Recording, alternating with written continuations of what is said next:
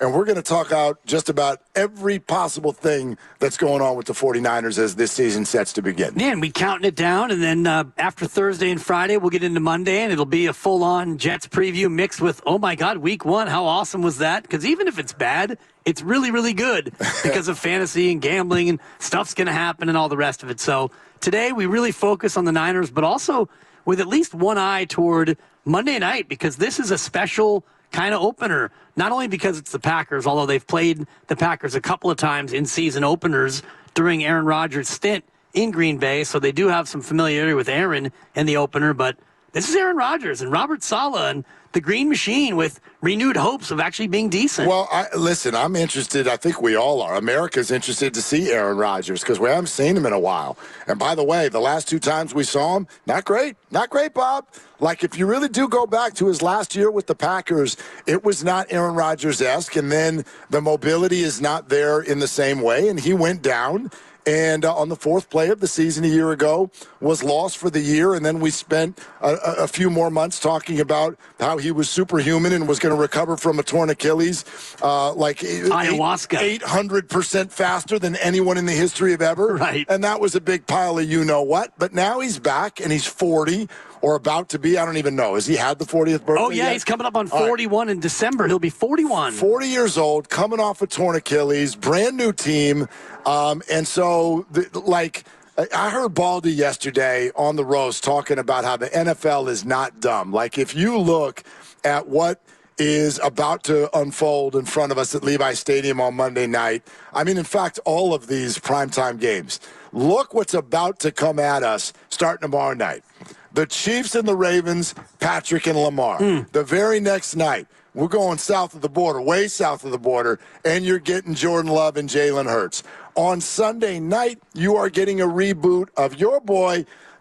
Hang in there, big guy. You were right. Rider days were ahead. No doubt. You're getting the Jared Goff Bowl again with the Lions and Rams, followed by the Niners and the Jets. These are 8 of the most high-profile teams, most high-profile quarterbacks in the entire game. We're getting all of them over the next 5 days. So I'm with you. Like, there's the simple part of Monday night. 49er fan, opener, excitement. Let's root, let's yell, let's scream, have a drink. That's great.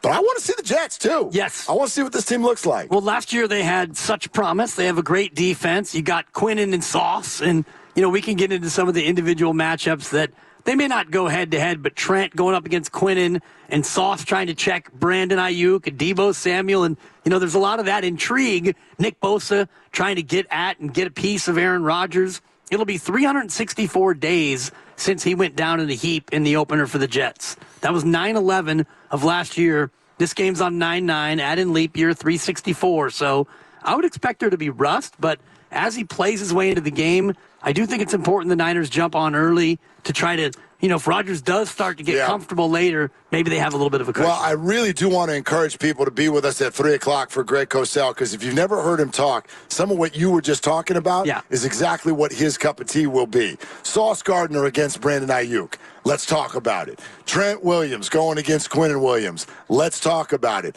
That defensive line for the Jets, which is good, chasing Brock Purdy. Let's talk about it. How about the other way around? I don't know squat about the Jets' offensive line, and we have so many eyes on the Niners' defensive line. What's their chance to get after an immobile Aaron Rodgers? Breece Hall was one of the top 5 picks in fantasy for most of you who have had your draft. Let's see what he looks like. Garrett Wilson's a target monster. Now he's got a quarterback. That's my receiver. There are big names that are going to be out there in this one, and that's when we'll start to get our answers. So absolutely looking forward to that, and that kind of sets the table for what we're doing today. The Red and Gold Summit, 39150 Fremont Bank, Fremont Boulevard. Come and join us and hang out. The gang will all be here. And, yes, as you've mentioned, L'Oneal will be hanging out a little bit here and there in the 5 o'clock hour also. A chance to meet, and I used to call him the big fella, but now he's just the medium fella because he's slim in the waist and pretty in the face, as that was always one of the famous low-isms. Yep. And now he truly is both of those. I know he'll be here in the afternoon and shaking some hands and kissing some babies if you bring your baby.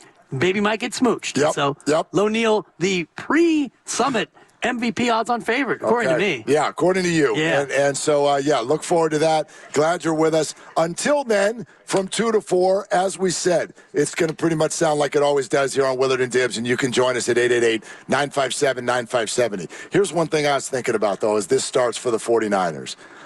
Unfortunately, I do think it's going to be one of those years where it's hard for us to get our eyes and our ears off of certain things that we don't really want to be thinking about. And that's how I would sort of characterize the way the offseason has been.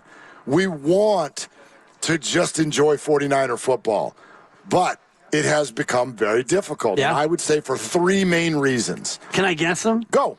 One would be the scepter of the Purdy contract. That is absolutely Okay. Yes, that is one of them, Just which is yeah. Brock's money. Right. I mean, Yes. Every incomplete, $59.9 million a year. Throws a dime in coverage, $60.1 million a year. I think that you're right about the yo-yo of that emotion. Okay, so that's one. You want to get? There's 2 more. You want to guess them? Yeah, I think one of them will be the Brandon or Debo. Not Brandon and Debo, but Brandon or Debo. Well, I want to talk about that in a second. Okay, but that's not one of them. I'll give you a green check for this reason. I think it's just Grandy, green check? The residuals of the offseason that has been, which is all the contractual stuff. And therefore, what that means now when people go, all's forgiven, all's good, we don't care. That's true. Until Ayuk drops one over the middle. Until Trent Williams gets beat around the edge. Until one of them, I don't want to say it out loud, but, right, if one of them gets hurt, the problem is where we've been, it has the specter of affecting where we're going, because even though people say all is forgiven, it's going to be on their mind.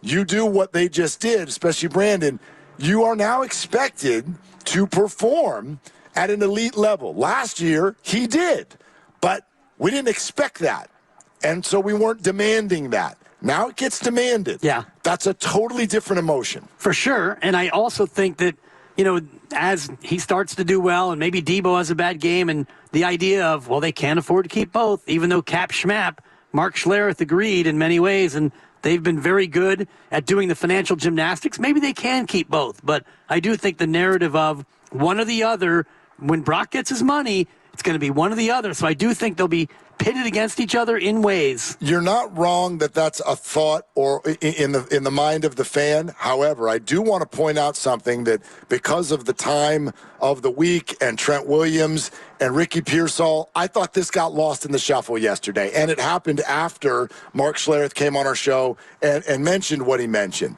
But the Debo Samuel restructure, to me, is actually the biggest story of the last 2 weeks. It's not Brandon signing. It's not Trent showing up. It's the fact that Debo Samuel restructure makes it more expensive, significantly more expensive for the 49ers to cut him after this year. And I think is a sign that what I worried about openly last week is not going to happen. And that is that the 49ers are not going to move on from Debo Samuel at the end of the year. And they are going to try to do this for at least 2 more years with both. And with Trent Williams, too, hopefully. Yep. And if George stays healthy, and Christian, if you can keep this together, I do think that gives you the best chance. As long as they're healthy and still productive, this is a good team. And this is where I battle between, and I'll come up with your third one in just a second. Yep, but I just can't wait. A quick thought about Super Bowl hangover. And how everyone, Super Bowl hangover, that's it. You can't go back. I think you have a hangover when you drink too much. And in this case, when you lose too many players or guys get hurt, then you're going to have a hangover. If you have a good team, or in this case, with the hangover analogy, you drink a lot of water, you can ward off the hangover and you can still be good in the morning. Yeah, you know me. I don't buy too much. I think the Super Bowl hangover thing is actually like quirky math that we've used to build a narrative. The idea that someone doesn't make the Super Bowl the next year or even doesn't make the playoffs is not this thing. It's just life. It's really hard to make the Super Bowl every year or even every 4 years or whatever. So the likelihood when everyone goes back to the starting gates is that you're not going to make it. It is very high likelihood that the Niners are not going to the Super Bowl this year. There's a very high likelihood that the Chiefs will not.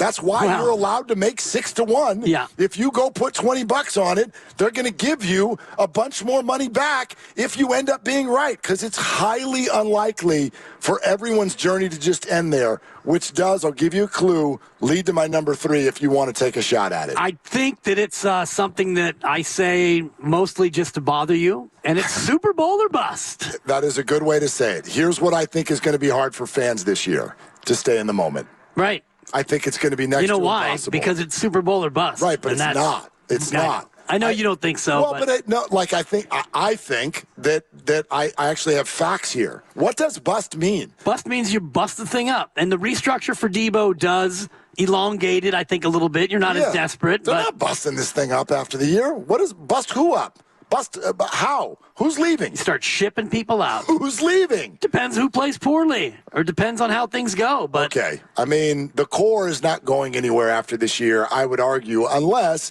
there are things that happen this year that right now we don't know about. Right. And if it ends in a season where you go 9-8, you might look to bust it up. I don't think that they will. I've got them going 11-5-1, not to give up too much of my material early. You're giving us a tie? That's so disappointing. No, it's so perfect because the over-under is set for 11.5. And so everybody who's going to go Pom-Pom City, I bet the over, they're going to be furious because they're going to tie Arizona. You better not have a tie. And I already thought about exactly how it's going to go. Kyle this time is not going to take the ball in overtime. Arizona's going to go down and score and go for 2 and get it. It's going to be like Bob Melvin. And he's going to have to answer. And react to something that happened bad the night before by doing the opposite the next time. Randy, I hope you mark the tape. It's going to be 8 points apiece in overtime and a good old-fashioned sister kisser. 11-5-1. I'll bet you right now. You got to give me 5,000 to 1 odds. That's a bold play. If I put the over-under on ties this year at a half, I'll take the under. For the Niners? Yep, and I'll take the under and give you odds. What kind of odds? 3 to 1. That's not enough. Well, do you realize how often ties occur in the National Football League? Yeah, a few times a year. The true odds to that are probably closer to 40 to 1. Well, I'm not giving you that. Well, I'm not taking 3 to 1, right, so we're at impasse. Negotiation sensation. I'm going to hold in. And I'm holding out. So anyway, yeah. You can't hold out. You're the talker on the show. No, but that's need you. Like, and actually, like, we'd love to talk to fans about that today. 888-957-9570 on, do you think it's going to be difficult to sort of navigate those things this year? And that is the frustration of the offseason, the Super Bowl or bust moniker, and then I already forgot Brock my first Purdy. one. Oh, Brock's money. Brock's money. Brockster's millions. Brock's money. I don't want to think about any of that crap on Monday night when we're sitting at the game watching this thing. I just want to be a dumb football fan. Okay, and I appreciate you wanting that. I want to have a dog and a beer and yell and scream and root and cheer. I don't want to worry about Brockster's millions. Right. I don't want to worry about contracts, and I certainly don't want to worry about the Super Bowl in week 1. Yeah, well, you can't win the Super Bowl in September, but you can sure lose it, Mark. If you go 0-4. I mean, I know the numbers are against you, but you're allowed to come back and win the rest of the game. You are allowed to. You're allowed to. And this game is not a must-win. It's not a huge one. And we can go through more of the schedule coming up, but the early part of the schedule is where you can make a lot of hay. I think it's on paper the easier part. You get into the Kansas City, Dallas, and Buffalo portion with some really bad rest disadvantages. And later in the year, I think you've got a tougher road to hoe after the bye. But for this one, yeah, you can't. It's not Super Bowl or bust in week 1, but I do think the Brockster's Millions one is going to be tough to avoid because everybody's fixated on Mr. Irrelevant making $900,000, and how big is that bag going to be? I don't want to get into a semantics argument, but can I read a comment that just came in on YouTube? Sure. Let's talk about this because it clearly does. It gets to me, and I know it gets to some of you, the whole Super Bowl or bust thing. So first of all, thank you for being on YouTube, listening and watching our show. Mike Rotunda. And thank you, San Jose Jazz fan, for being the first one in the building. I didn't mean to paint you with my Last Supper analogy. It was just a joke. You will always be John the Baptist to me. I know. He's like... he was there. He went and got himself a soda, and he's drowning his frustrations. Back. But let me read this. Okay. Mike says, nobody is saying bust this team up. We're saying we want to win the Super Bowl. I don't understand why it's so difficult for you to understand that. That's aimed your way. Yeah. Mike, I do understand that. That's not Super Bowl or bust. Get a different slogan. Get a T-shirt that goes, "Yay, Niners." That's Super Bowl or bum is what he's saying. Right. Super Bowl or bum. Which is exactly what we've been talking about for the last 2 years. Super Bowl or try again. I get that you want to win the Super Bowl, but I do think two things. A, there is no bust. There is no break it up. There's no send everybody out. Some of the reports you've seen on social media in the last 48 hours are totally bogus. So there's none of that. Outside of that, the idea that we're having this conversation in September, I find to be not a good thing. No, it's a great thing. It's not a good thing. No, it's a good thing because if you go across 32 teams in the NFL, there are only about 6 to 10 that can have this conversation. Carolina doesn't get to do it. I understand. Tennessee, you miss me. Minnesota, no, you get laughed off the air. You probably lose your job in Carolina. Tennessee's going to be improved. Super Bowl or bust. Will Levis, Super Bowl or bust. Give me a break. Stay off the Tennessee whiskey, and let's get back to some real topics about you being 500. Take Tennessee and the points this weekend. Yeah, I think they're in Chicago. I'll get back to you. I got to check my sheet. That line is totally based on excitement to see Caleb Williams. Yeah, no doubt. Tennessee's going to be a squad this year. Take them plus the points. The Super Bowl or bust conversation is not a bad thing. It just means that you are good enough to actually talk about it. You know what I mean. I do. You're not wrong. However, yeah, you should stay in the moment. But if you get to 4-5-0 like last year, you start to think about booking rooms in Vegas. No, which is New Orleans this year. I know. Yeah, totally fine to dream again, but I just don't want people to miss out on the fun. Don't miss out on the fun. Like, this is a football season. I don't want to be thinking about February. You know what happens in February? It gets depressing. They stop playing football games on TV.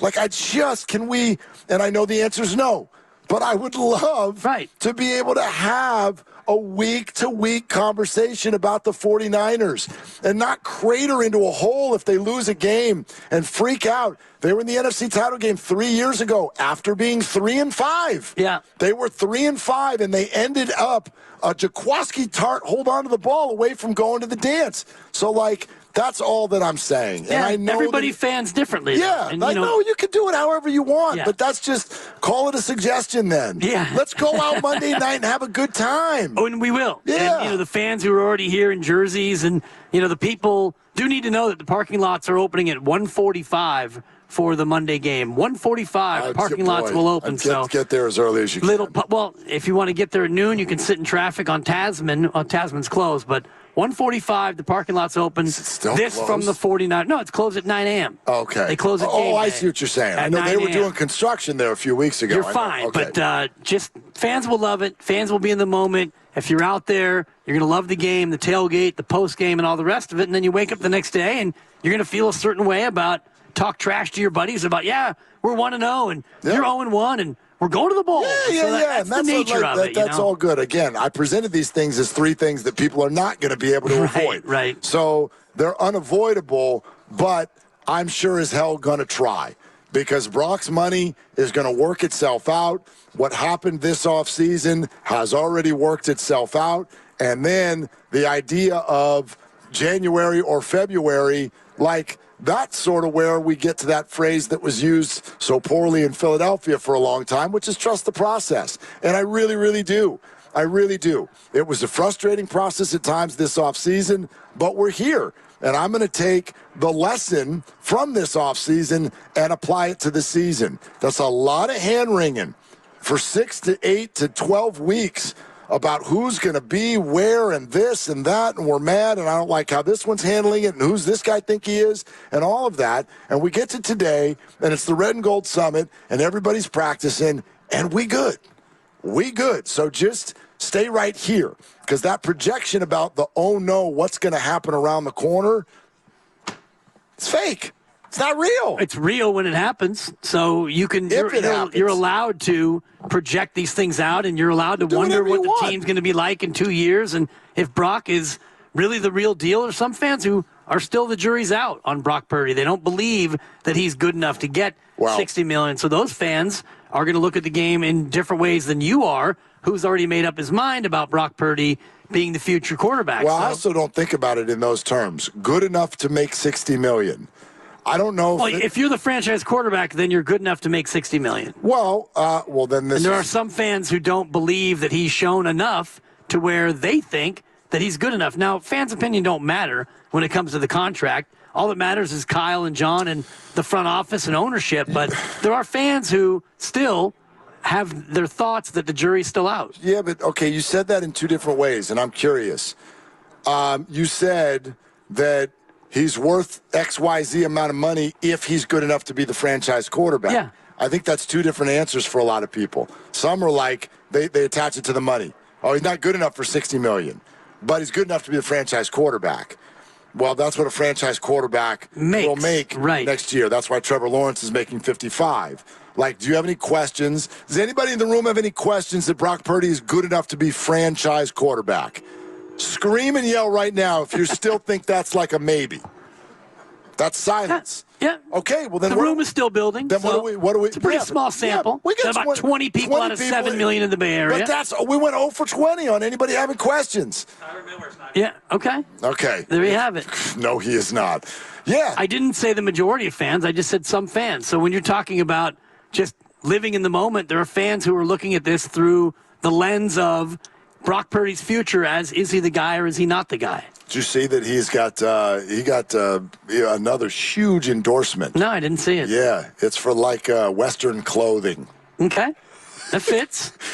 But immediately, and to my point, first social media response I saw to this today, and sorry, did I spit on you? No, it's okay. Is your watch okay? Yeah, I got to wear a poncho next time. It's like being at a Gallagher show. First social media response I saw to his new deal was, oh, now he's going to take less money on his contract from the 49ers. Right. Just like Tom Brady did because he's going to have endorsements out and about. Tom Brady did because his wife out-earned him. So we can put that on the table right away. We don't know. No, we do know that. No, we don't. We do know that. We don't know that that's why he took less. We do know that that's a mathematical fact that Giselle was the top earner in the household. But we do not know that crossed Tom's mind when he did what he did. I would imagine he did what he did because he understands that doing that makes your team better and he wants to win. Now, Brock is not in a position yet where he does that, and that move is almost unheard of in pro sports.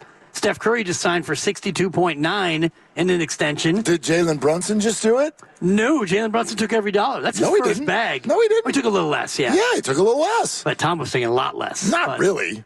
Not really. I'd have to look at the salaries at the time. He's taking like 14. He was doing fine. He was doing fine. It's not about what you're doing or how you're doing. It's just a choice he made, and no way is Brock Purdy going to make that choice. Yeah, well, and again, for me, the point is more about where our minds go the second XYZ or happens, and that is, it's almost like what we've watched with LeBron James for years, and why whenever we get into that MJ-LeBron conversation, it's not even about sharing an opinion on who's better, but it's pointing out that there's one thing that LeBron has navigated that Michael Jordan never did, and that is playing in an age of social media, where literally his legacy was supposedly on the line on every possession. And that's what I do worry about that with Brock Purdy this year. Are we going to see a drop back in the second quarter, and he throws a pick and a deflected ball, and we have this grandiose response to it, rather than just a guy threw a pick, but now instead we got to have a whole conversation about whether or not Brock Purdy is a good player again. Rinse, repeat on every possession. That's the way that goes. I already have 17 tweets in my draft folder just ready. And by the way, I'm going to text you after every drive with just a number. The baseline will be $60 million, and depending on how Brock does, we're just going to go up or down from there. See how I do my phone during the show? Yeah. Face down. Yeah. Same way during a game. Okay. Yeah. Game's over. You'll be able to follow my thoughts in 27 convenient texts. Click. That hurts. Red. Swipe.